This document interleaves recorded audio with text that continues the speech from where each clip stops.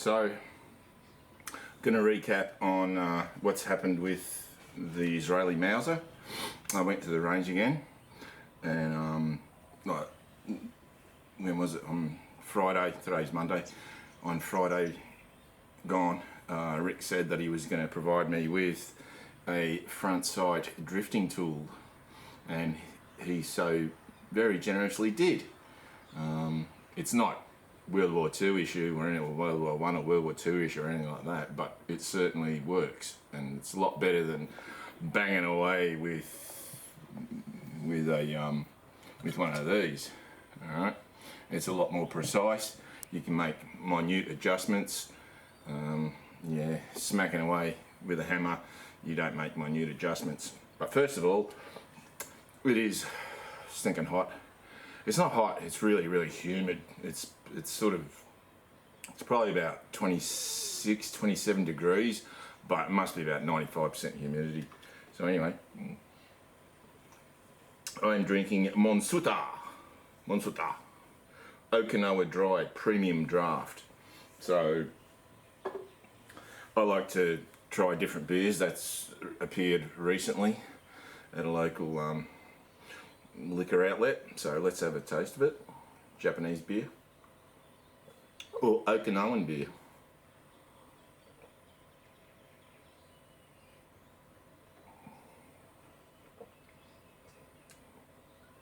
It's not bad. It's pretty good.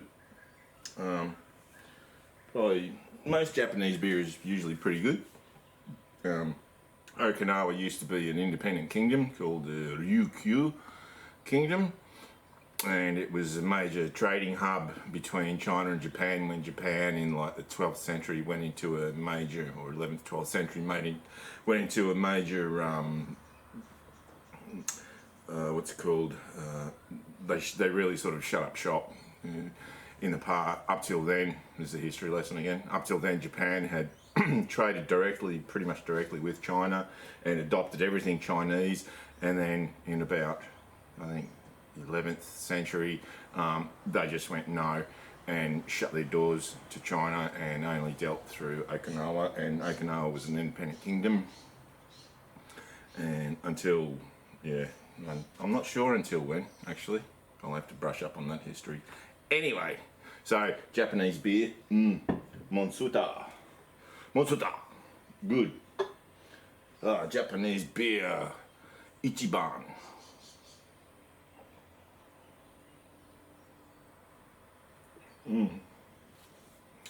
Dozo. Alright, so last time I was talking about the problem with the rear sight, the fact that it is leaned all the way over to the right, which causes a problem because then you have to have the front blade all the way over to the right to be able to shoot straight. Now, so that blade has to go so far over, right, that it's almost touching the protective hood, the front hood. I really wanted to avoid that, so I went out of my way to solve that issue with the rear sight. I took it apart, I had a look. The flat spring that impinges on it, that makes it do that, right? I tried to twist it so that it would lean the sight over. No, it doesn't do that. I tried to shim that side so it'd push it over. No, didn't do anything. Well, I put a shim. I actually made a shim at a very, very tiny musical instrument brass washer that I had from my guitar parts. Didn't do a thing. What appears to be the problem is that the actual sight mount, right? That the mount that it's a round sleeve that slips over the barrel and is soldered on. That actual sight mount, rear sight mount, is out of whack. Now, maybe under different circumstances I would go, rather than having to push your front blade over that far over to the right, alright, hope you can see that, maybe, look, my face, whatever. Right? Maybe, under different circumstances, I would acquire another sight base, have this one taken off, and have the new one put on. But there's no guarantee that you're going to get a straight one. Number two, to take that sight base off, you have to take the front sight off. That's a sleeve as well.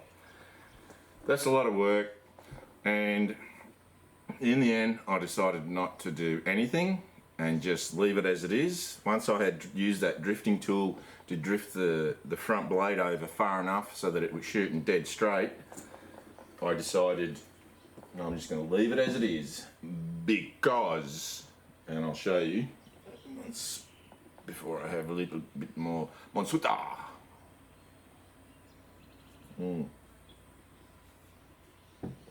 Hey. Okay, so I will show you what happened. Now, for some bizarre reason, this gun is shooting low, which tells me that that blade is too high. Okay, so not only is that blade having to be pushed almost all the way as far as it can go over to the right, but it's also, the post is too high. Now, maybe somewhere down the track I'll start grinding it down so that at the bottom setting at 100 metre, which is, that thing's got a 100 metre bottom minimum setting in the graduations, that it shoots to point of aim, that it shoots there. Okay, now I need something really to give you a background on. Not that. What can I use? Oh yeah, I'll use this. Okay, so you should see that now. So that's where it's shooting now. I started off shooting. So the actual ammunition is a Buffalo River, a bulk can. I think it's 500 rounds or something. It comes in, and I haven't done my research again. I think they're 130 grain Sierra Game Kings. I have to check. Whatever they are, doesn't matter. I've said a lot of good stuff about Buffalo River in the past, and let me tell you, it's excellent. So that was the back to that again. That was the first shot. Okay, it was low and to the right.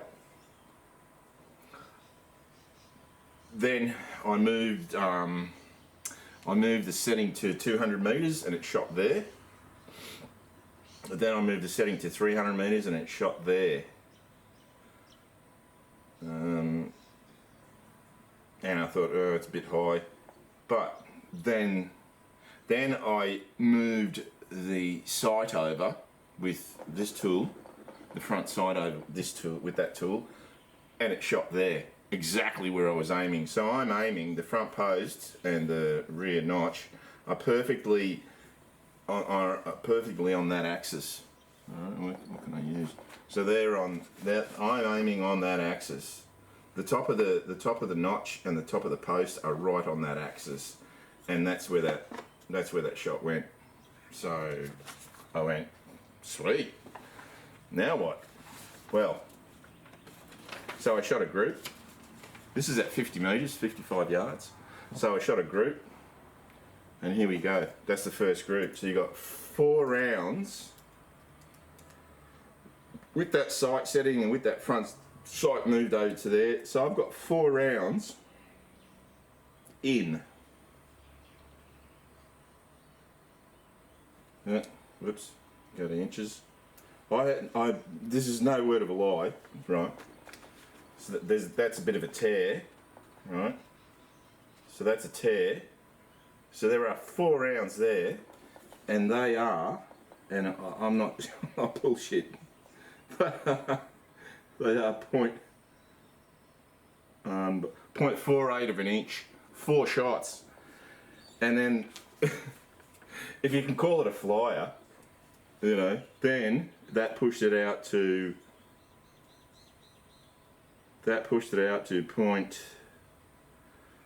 1 inch, to just under an inch. So that's the rear sight set at 300 metres. So this is bulk factory ammo, Buffalo River. ADI, made by Australia Defence Industries. And I can't make ammo for the price of what I buy that for. Ben. No, this is yeah.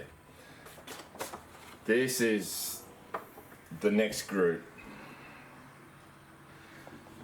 You see that? Oh my god, that is no bullshit. That is 0.7 of an inch. 0.7 of an inch at 50 metres, 55 yards with the iron sights, with the battle sights. I showed that to Rick, the guy that I bought the gun off, and he went, "I told you it was a sweet shooter." And, you know, he was astounded. I don't think he'd gotten groups that good out of it for whatever reason. Then the barrel, because I just kept shooting it, so the barrel got pretty hot, so it did spread out a bit, and it spread out to it spread out to an inch. Woohoo! It spread out from 0.7 to an inch when it got hot. Let me tell you, I am yeah, speechless. And most people who know me would say, that's not possible. That is, you speechless, that is beyond the realms of possibility. But seriously, I am speechless at just how accurate this rifle is. Originally made, the action was made in 1917.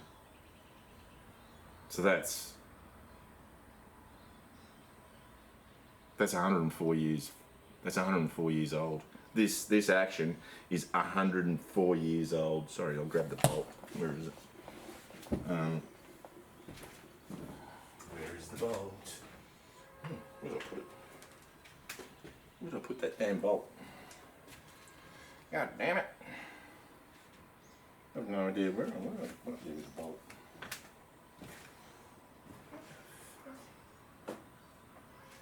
Oh no, here it is. Oh, sorry about that. So this, well, it's not matching numbers, so I don't know when this bolt was made. But let me tell you, for a 104-year-old rifle, obviously the barrel isn't 104 years old, but the barrel would be like, let's see, say it was rebarreled latest about 1960. That's over 80 years old. No, 60 years old, yeah. That's over 60 years old. The wood is, generally speaking, not too bad. I did oil it up, like it was really, really dry. And I did oil it up, so it's looking a lot better. Clearly Rick has not really, I don't think he's ever really disassembled this, because there was, you know, there's been gunk that I'm finding, even Cosmoline, I found bits of it, so yeah, I don't think he's ever really disassembled it. Do I really want to disassemble it? Not really. The way it's shooting, I don't want to touch it. I don't want to do anything to it. It's a dream. You know, like there were guys there who are avid surplus ex-military rifle shooters who were really, really impressed. And I'm not surprised. This thing is unbelievable. I love it. I'm not going to do anything to it. I'm not going to disassemble it. You know, I bought a Elfaco sling for it. That's fine. Yeah, it's just going to stay like that. So I'm really, really happy, really over the moon with this rifle. I have no doubt, you know what? I have no doubt that with this bulk hunting ammo, because these are Sierra Game Kings, ADI brass, and probably, I would assume AR2208, pardon me. I did have some hand loads, some 150 grain spear hot cores with 44 grains of AR2208, OSA brass, CCI primers. I didn't even bother with it. You know, these are hand loads. I did not even bother with them because this stuff, this Buffalo River stuff, shoots so good. Why would you even bother when you're shooting under an inch or an inch? You know, with those battle sights. Why bother? So I'm not going to do anything. I'm not going to touch it. I'm just going to leave it as it is because it's a sweet, sweet shooter. Now, that's not the only rifle. A bit of a supplementary happening. Hang on, I'll just have some more of this. It's dry, it's hot, it's humid. It's not dry, it's humid.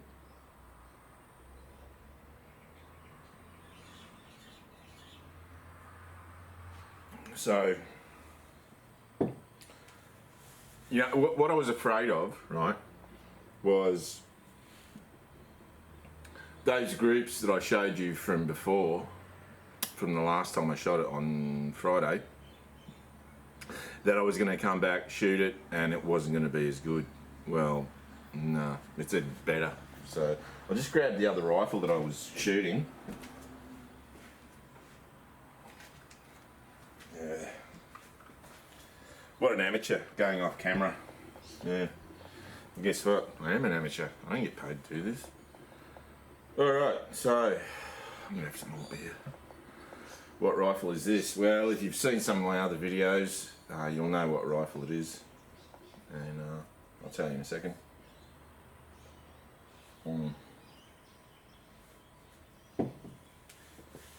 Yeah, that Okinawan beer is good beer.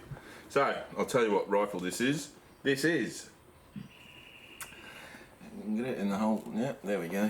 Got it in the hole. This is the Zastava, which is Slavic for flag. It used to be Crvena Zastava, which means red flag, but they changed it when I think when communism collapsed, you know, in Serbia, they decided to change it just to Zastava. How do I know that? Well, you'll have to guess. Now, just, I don't know oh, pardon me, burp.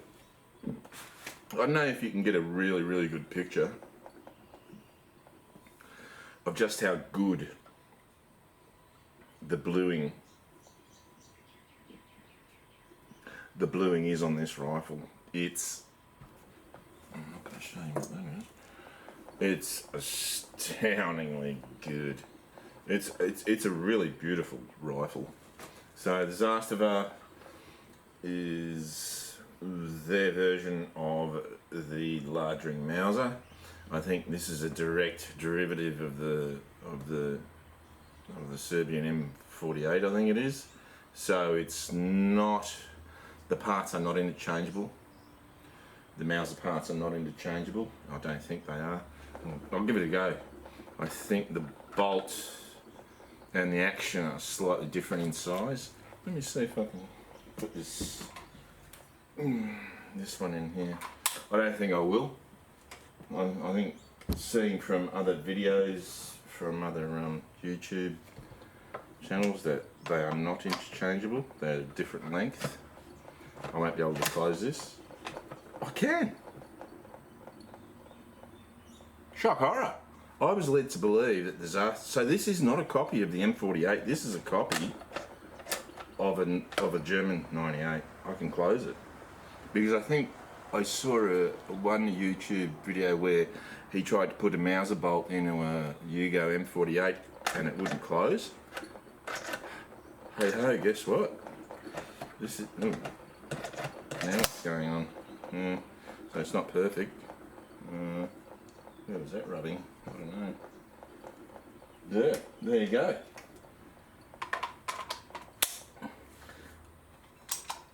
Unbelievable. So the Yugo. So the Zastava. I think it's called the M70. I don't know why. It's been marketed. So the Yugo M70 is a true large ring Mauser 98. It's not an M48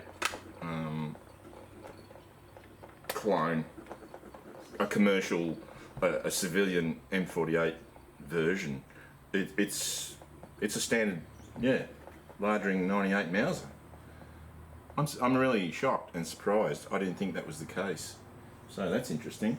Mind you, I think, looking back now, I think that he actually had a Yugo M48 and a Car 98, and he tried to swap the bolts in those, and they wouldn't work. But this is not a Yugo M48. More Okinawa beer, please.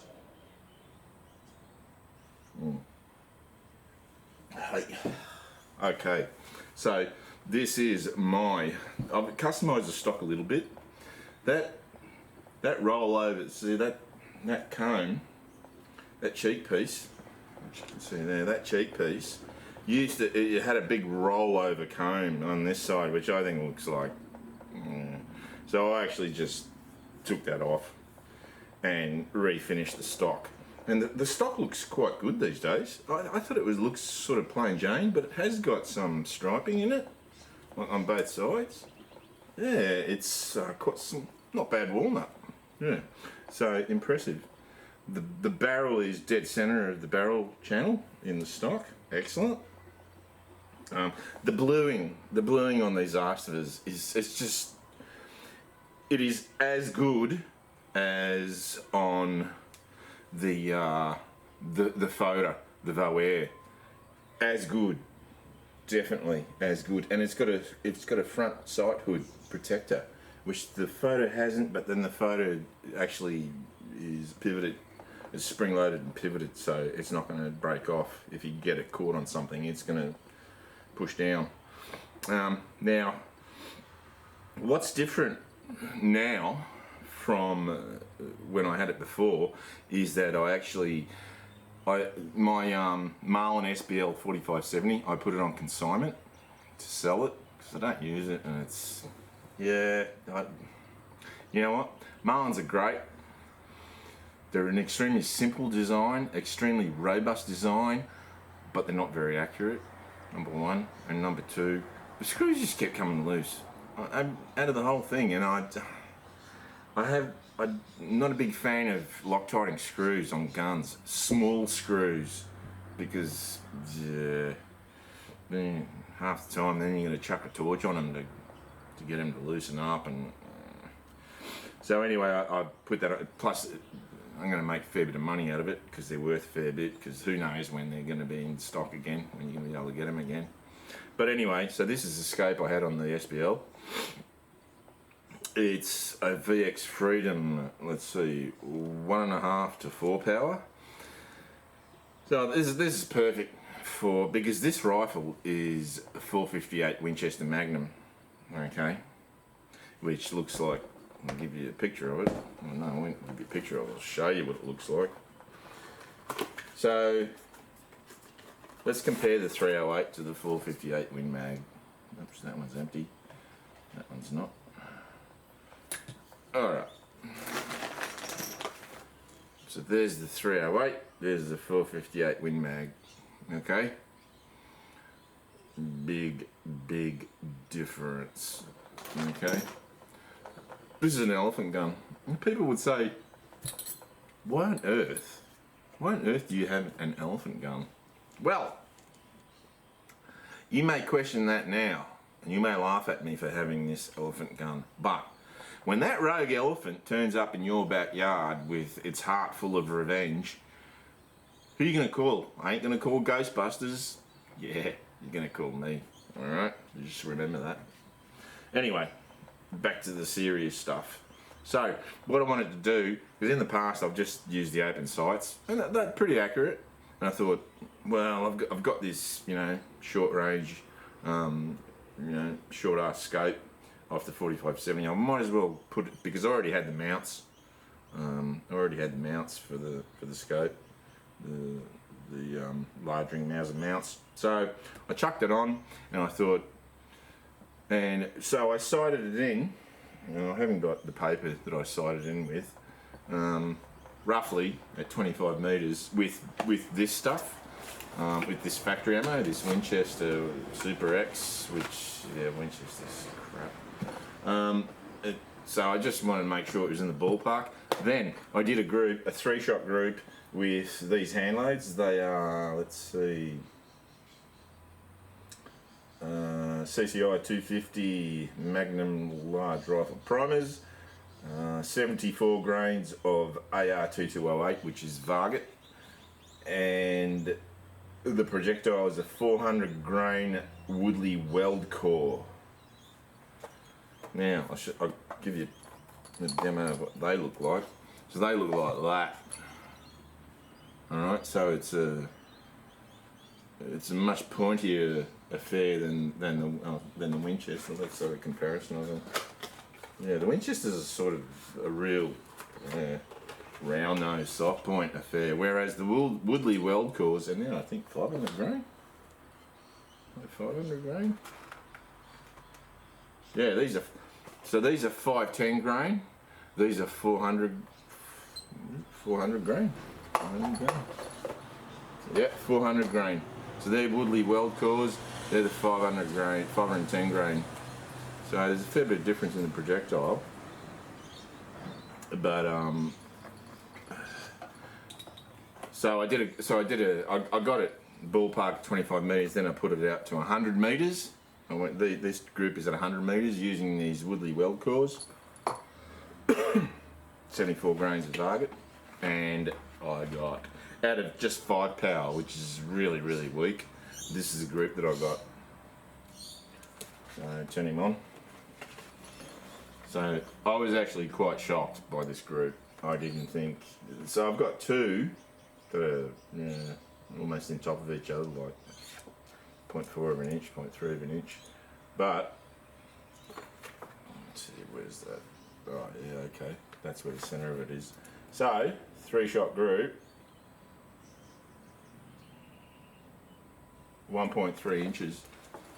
All right. Now we're talking an elephant gun, okay? We are talking a friggin' elephant gun.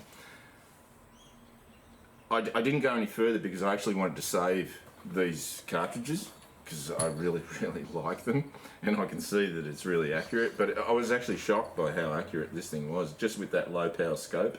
If I had a like, where is it? I think I've got one here. Where are you? Like if I put this, what is it? It's a Burris full field E1, 14 power. If I put that on there, that group would be much smaller. And I've even got a 12 power VX Freedom somewhere. But with this gun, you know, you're not going to be shooting distance. You're going to be getting up close and personal to whatever you want to kill. Because let's face it, the critters that you're going to shoot with this are going to pretty much ignore you. And essentially what I'm going to shoot with this eventually is water buffalo. They get big, and maybe scrub bulls. I'll have to find out. So that accuracy is quite astounding, impressive, and with the VX Freedom, that scope is not going to bust. I mean, it is nice to have a scope, you know. Iron sights are great, but this scope, yeah, it's if you've never used a VX Freedom and you've considered buying it, just buy it. They are really, really good scopes. One of the guys at the range, he said that he had a VX3, which was about twice or 3 times the price of his VX Freedom, and the VX Freedom was actually better. So I don't know, that might just be an aberration or a quirky thing, but the VX Freedoms are good. Hearing the glass was better on the VX Freedom. So this thing, this 458 Win Mag is just, yeah. One thing about it, if you're considering buying a Zastava M70 in 458 Win Mag, is that number 1, it's expensive. Number 2, oh, you know what? I fired off 3. How many of those? 4. 1, 2, 3. So I fired off 6 shots with that thing, and let me tell you, it was punishment. It was like I was saying Hail Marys after each one because essentially I was getting punished. It's a seriously punishing cartridge. It's painful. So that's all I really wanted to report. That the Zastava in 458 mag is really accurate, considering the size of the cartridge and all the recoil and this low power scope. With that scope you might as well be shooting. I don't know, open sights, but no, scope's a scope. And of course the Israeli Mauser.